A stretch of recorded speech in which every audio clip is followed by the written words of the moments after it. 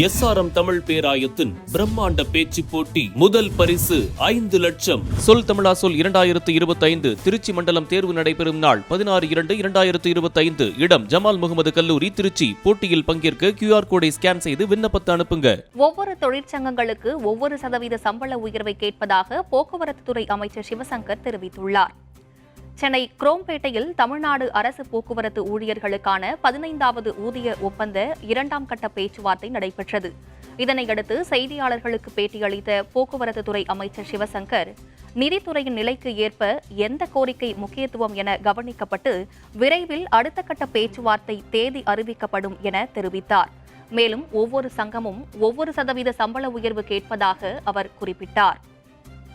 ஒவ்வொரு சங்கத்திற்கும் ஒவ்வொரு கோரிக்கை இருக்கிறது. அந்த பிரதான கோரிக்கை எது ஏற்றுக்கொள்ளணும்னு சொன்னா உங்களுக்கு பேச்சுவார்த்தை முடிவு சொன்ன மாதிரி இருக்கும்.